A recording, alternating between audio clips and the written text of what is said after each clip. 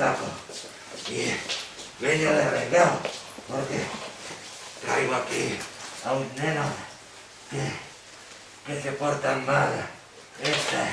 Esta, por ejemplo, esta chiquita que quería coger un colar de su anay. Y entonces le digo, canta, chinita, canta, si no te pincho con esta danza. Y ella canta. Por un colarinho d'oro, me levan, aquí metida, me levan, aquí metida, e a pobre da minha nai, e a pobre da minha nai, andará na busca miña, andará na busca miña. Pero nada, nin así a perdono, adentro do saco. Quen é desobediente e se quere meter aquí dentro do saco? Sí? A ver, vente para aquí. ¿Cómo le va? Lucy. Bueno, pero xa sei que vos non vistes aquí para que nos metamos no saco, senón a oír unhas historias que para eso vinieron os meus amigos, os da Santa Compaña, que están aí agachados porque non te gusta a luz.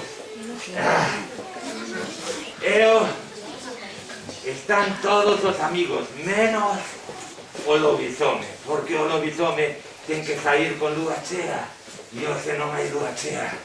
É un problema, porque cando non hai lúa chea o lobisome quédase na súa casa, porque ele é secretario do Concello de Gundibós e por certo, moi bo, porque arranzou uns problemas con uns muiños que había entre os de Vilarchao e os de ambas augas.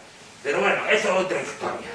Agora vou deixar cos meus amigos, os sacauntos, a meiga chuchona, o trasno e todas esas hostes infernais que están aí dentro. Si tedes medo, o mellor que podedes facer é marcharvos agora, porque o que vai seguir é terrorífico. Nada, eu me levo a esta pesada que me vai a seguir cantando durante moitos anos esa canción. Adiós. E se algún ten moito medo e se vai pola perneira, cuidadeño, hai que marchar o campo de baño rápido,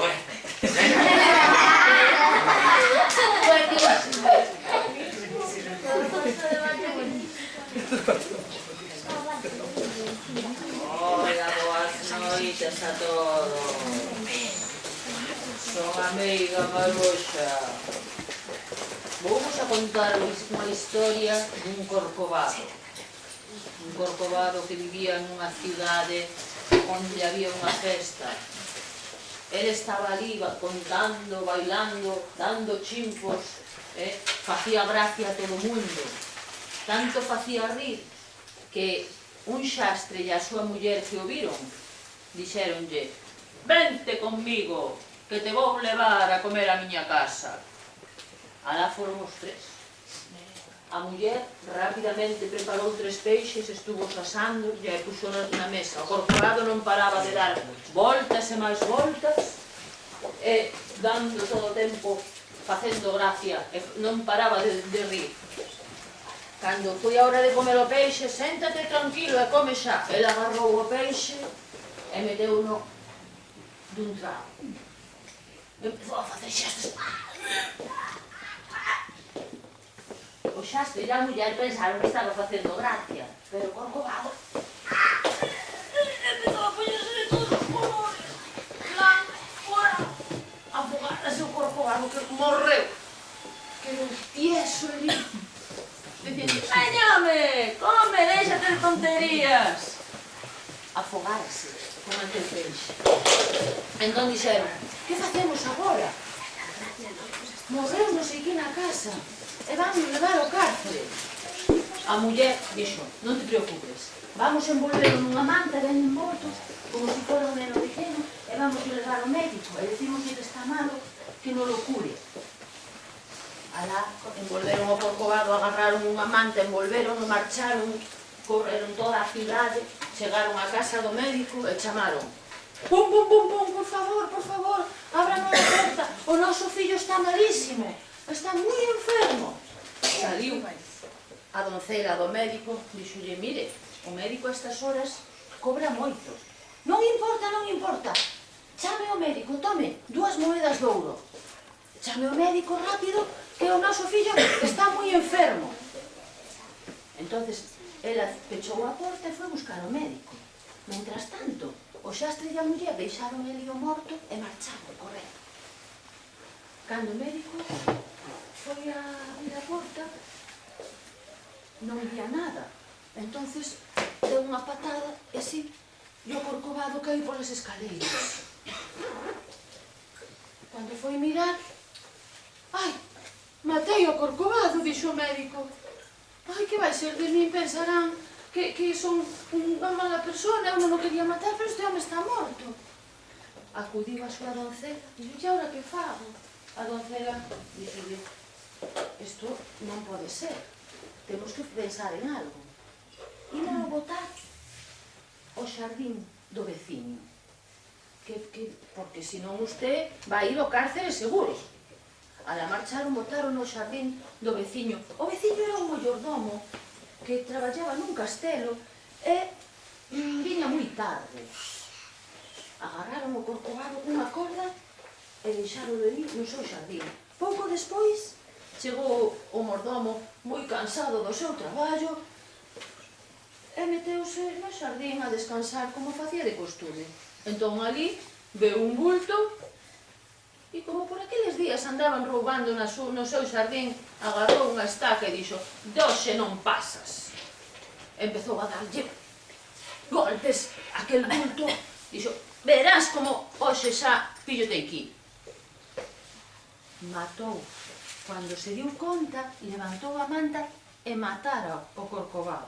Pensou que o matara. Dixo, e agora que fago eu con el? Si me descubren, levaránme ao cárcere. Agarrouno e levouno para a praza. E deixoulle ali nun rincón a oscuras para desfacerse daquel home. Pero en aquel momento pasou un comerciante que estaba un pouco bébedo e que lle roubaran o seu sombreiro. Dixo, así que fuches ti o que me roubaches o sombreiro, vas ver. Empezou a golpes nel. Os guardias que viron ao mercader dixeron, alto aí. Estás matando a este pobre home, que vamos a facer contigo? O cárcere vas ahora mismo.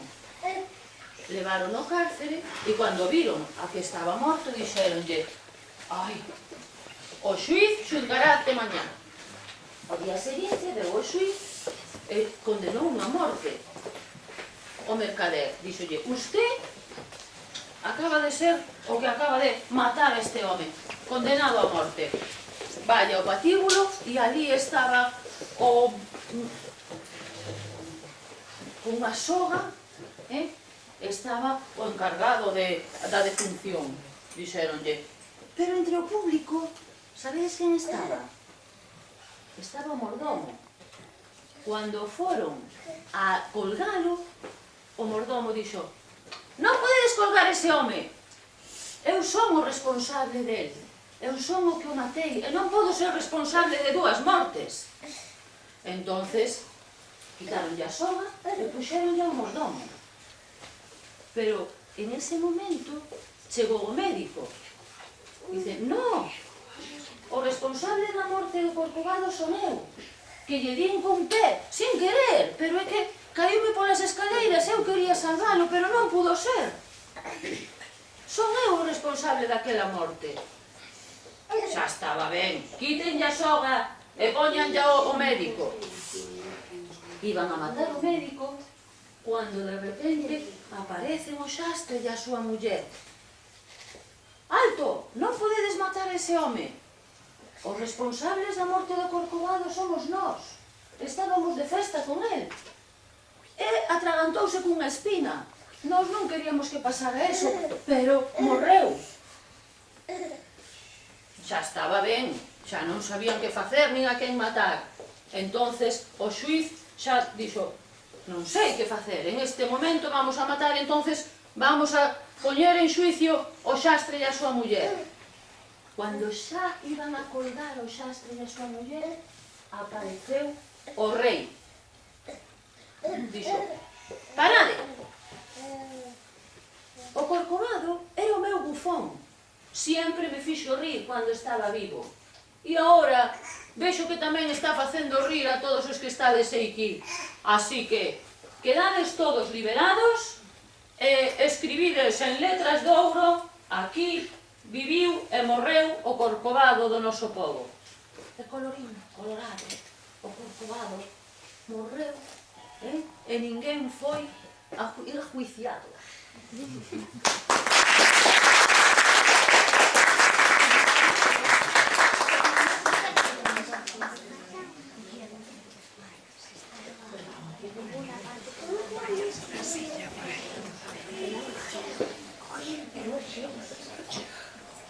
Boas noites.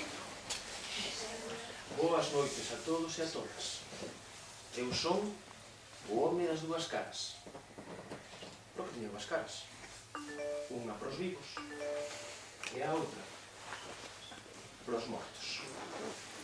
E precisamente a morto vos veño a falar a vos, que estades vivos. E é que da morte ninguén pode escapar. Conta a historia de un comerciante moi rico. Era un vendedor de cabalos. Tiña os mellores cabalos do mundo. Os máis rápidos, os máis altos, os máis bonitos.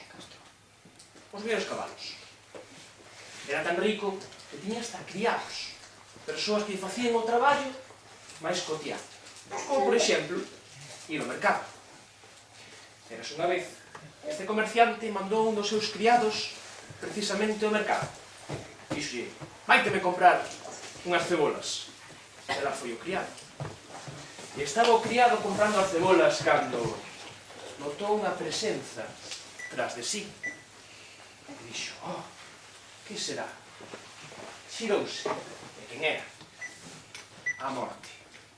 A morte ali estaba, alta, negra, coa cara tapada. E dixo o criado, chegou un momento, vou morrer.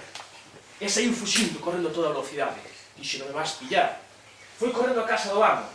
Dende logo, era o lugar no que podía topar algo de acougo. E dixo, amo, amo, a morte está atrás de min, vai me coller. E dixo o amo, non te preocupes. Colle o meu cabalo, o máis rápido de todos eles, e fuxe. Vaite xunto a casa do meu irmán. Ali non te atopará. Colleu o criado o cabalo e alá se foi. Aínda non correra o cabalo suficiente cando o amo botou un dor no peito, unha friaxe na caluga, e veu como a vista se lle poñía lurosa. Xirouse e tras de si estaba a morte. Nese momento dixo, oh, non ías a polo meu criado, viñas a por min.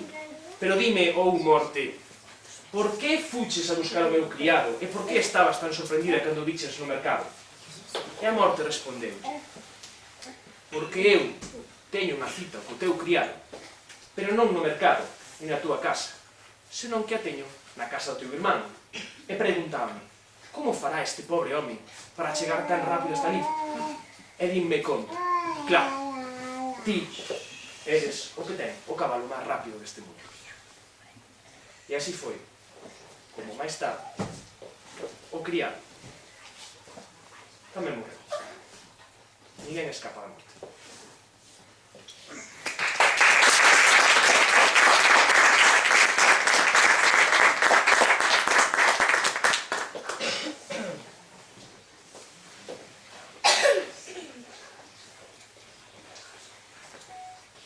Boas noites. Todos temos medo a algo. Non hai persoas que non teñan medo a nada. Hai quen ten medo a noite, Quen ten medo á oscuridade, aunque sea de día, e quen ten medo ás arañas, ás serpes, o vento canto sopla moi forte. Sabedes quenes son as persoas valentes? Non son as que non teñen medo, son aquelas que saben espantar o seu medo. Eu teñolle medo aos lobos, e vou vos contar un conto de lobos.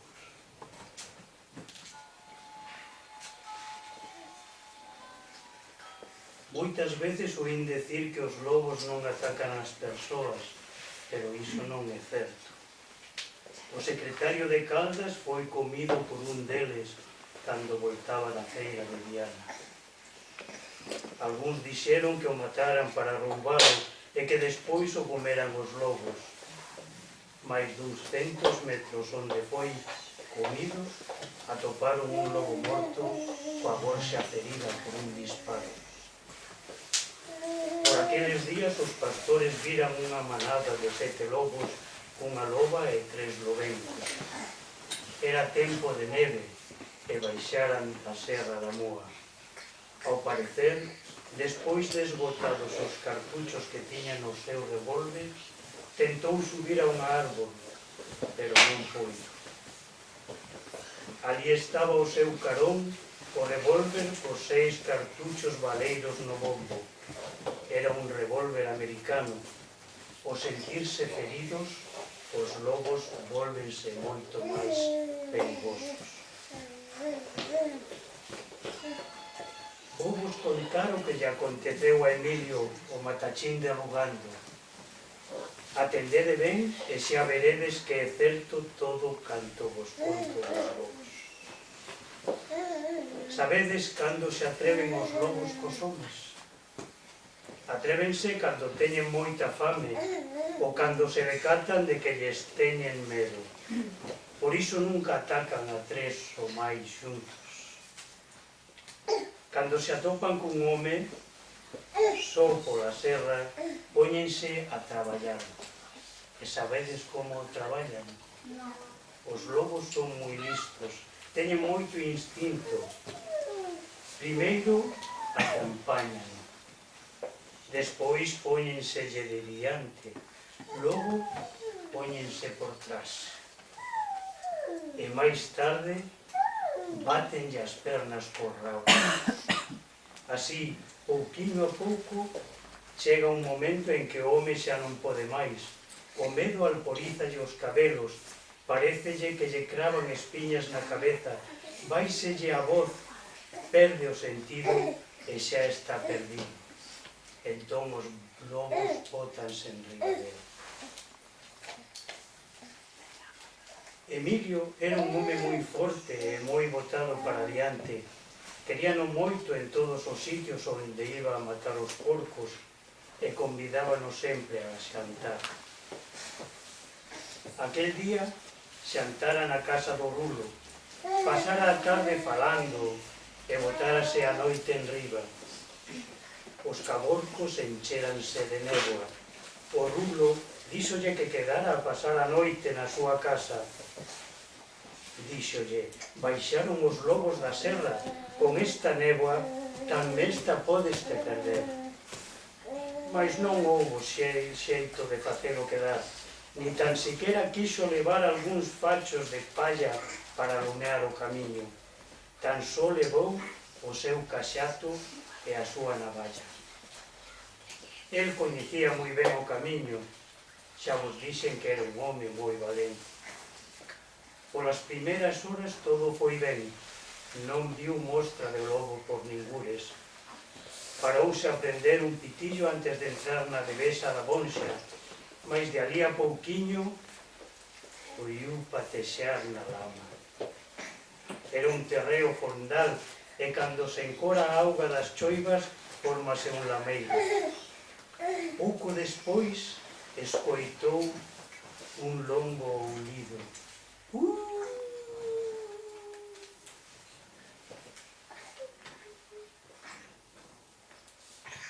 E outro lle respondeu alá no fondo do val. Asiña sentiu unhas carreiriñas polos dous lados do camiño. Os lobos seguían chamando uns polos outros. Por sorte para el, había moitas pedras no camiño. Acendeu un fósforo e encheu todos os petos de pedras. Non lle deixou que empezara non me dixo el que empezara a sentir o medo, pero eu sentín que fora así. Dous lobos grandísimos foron acompañando. Ian sempre a par del, as dúas mans. Case que parecían dous cans que foran co seu amo. Se el se paraba, eles tamén paraban. Algunhas veces poníanselle de diante.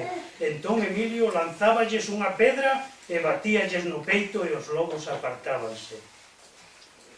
Para saír da devesa, no fondo da corredoira tiña que pasar por unha pontiña de madeira. Xa acabara todas as pedras que traía nos petos. Do outro lado da ponte viu unhas luces como de vagalumes, encendeu un fósforo para ver se había pedras no camiño, mas xa non había. Tivo que coller bulleira coas mans e tirarlle aos lobos ao tempo que gritaba con todas as forzas que lle quedaban. Apartouse un e deixouno pasar. Contou que eran 6 lobos e todos eles lle relucían os ollos. Un deles botoulle os dentes ao caxato e arroncoulle da man. Ianse metendo cada vez máis en riba del, hasta que lle batían as pernas cos rabos. Encendeu un tras outro os mistos que lle quedaban. Gracias a iso, pudolle recoller unha pedra e atinoulle un lobo no peito. Todos regañaron os dentes como cando se van botar sobre as ovellas.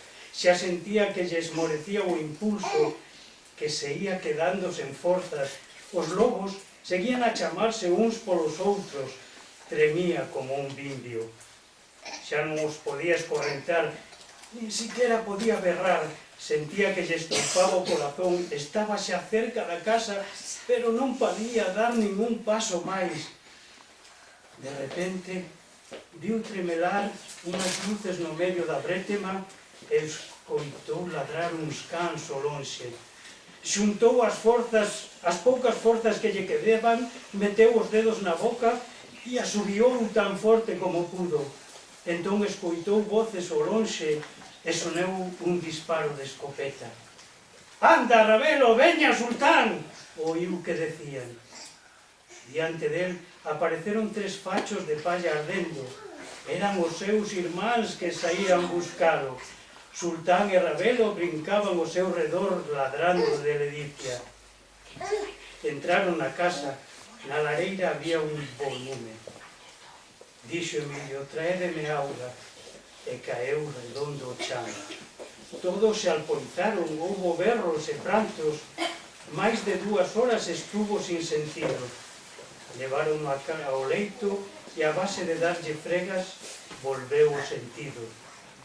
Cando recobrou a voz, dixo: «Se non saírades buscarme, tan só atoparían os meus osos. Xa non podía resistir máis». Así mo contou Emilio, e así é como traballan os lobos os homes.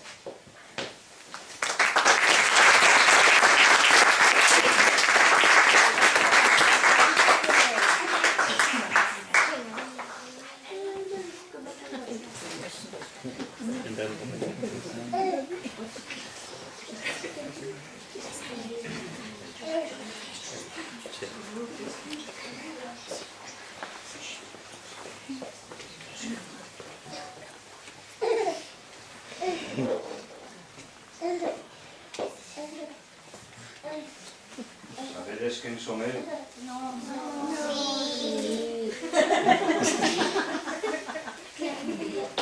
Eu son o cura párroco dunha pequena aldea da costa da Morte galega.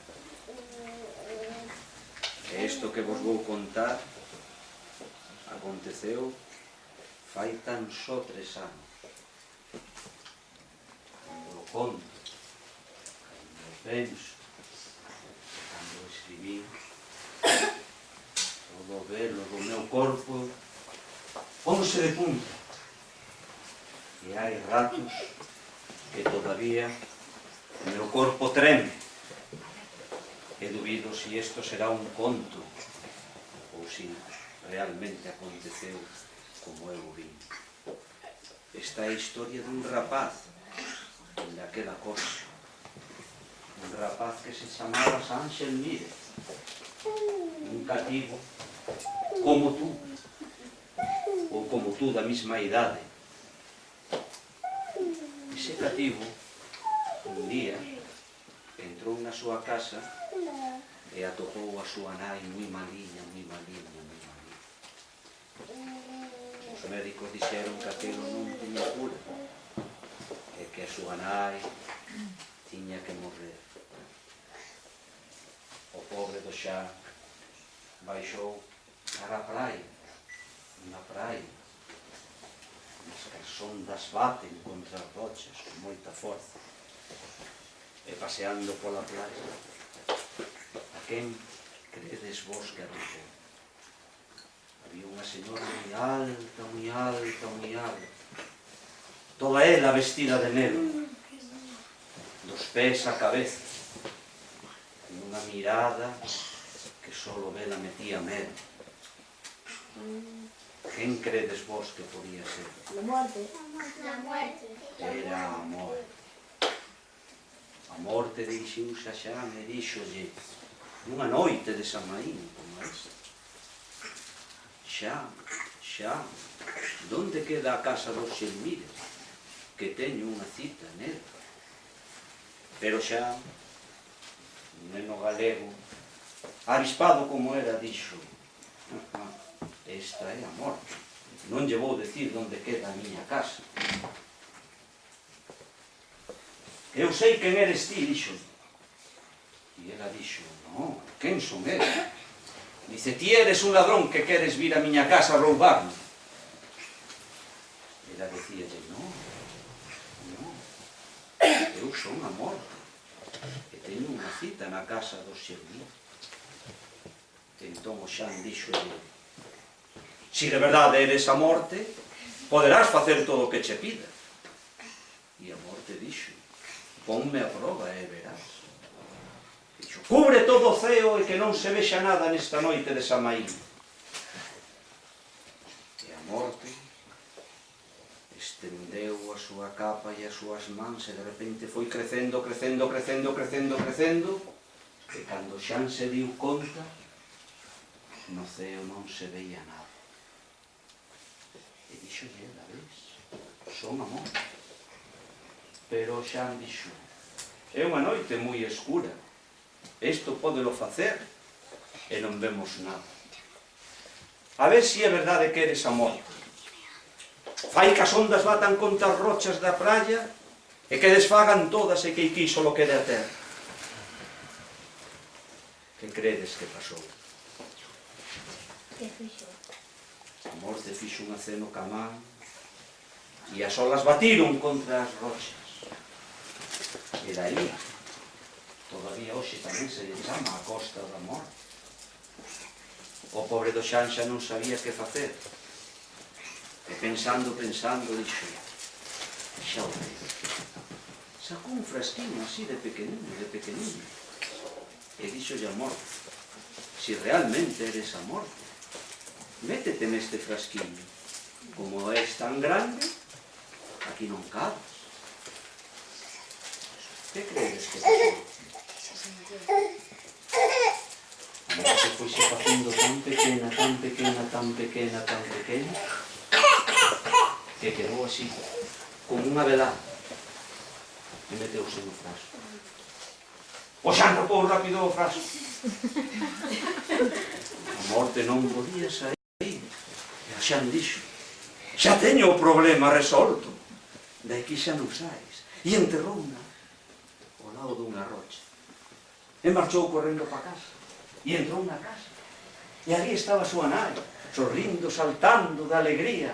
Xan, Xan, xa estou moito mellor. A isto hai que celebralo. Vai donde o carniceiro e que che dé un pouco de porco, outra carne cualquera. O Xan, un rapaz, obediente donde o sobera, Foi correndo á carnicería e dixo o carniceiro: a miña nai está moito millor. Deme un garaquiño de carne de porco ou do outro, pito ou que sexa. O carniceiro colleu a mochá, bateu contra o porco. Que credes que pasou? O porco non morría. A cousa de risas. Colleu unha pita, puxo así, cortou o pescozo. E que credes que pasou? Que non morreu. A pita non morría. O carniceiro non sabía que pasaba. Entón, foi correndo a casa e contoulle a nai. E dixolle, bueno, pois vamos comer hortalizas, froitas, outra cousa. E marchou a donde o veciño que tiña un campo de labranza cheo de todo o que vos podades imaginar. E dixolle, señor Xosé, denme unha hortaliza pa miña nai que temos que celebrar que está moi ben. O señor Xosé acercouse as primeras cenorias que atopou. Sabedes como son as cenorias? Levantou e de repente que pasou? A cenoria volvía para meterse na terra. E o mismo aconteceu cas cabazas, cos perinos, con todo o que vos podedes imaginar. Non había forma. Xa marchou correndo a casa e contoulle a nai. E as nai son moi sabias. Díxolle, xa, e ti non terás algo que ver nesto como tan travieso eres? E o Xan empezou a poñer algo colorado e dixo, mamá, voulle contar o que me pasou. E contoulle o seu encontro ca mosca. E a nai dixo, isto hai que deixalo arreglado ahora mesmo. Vai e libera a morte, porque neste mundo ten que haber vida e ten que haber morte.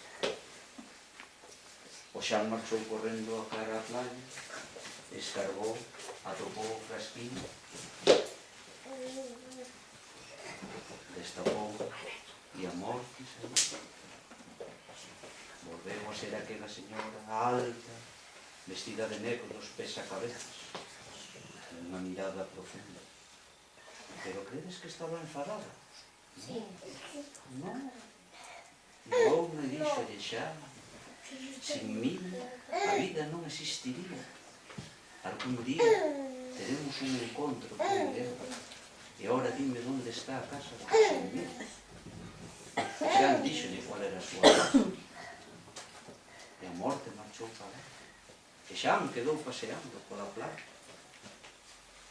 E cando pasou un rato, volveu á súa casa, entrou na casa e atopou a súa nai sentada con un sorriso de orella a orella, as mans así, mirando para él, morto. Colorín colorado, non esquezades que isto é un conto, e non outra cousa,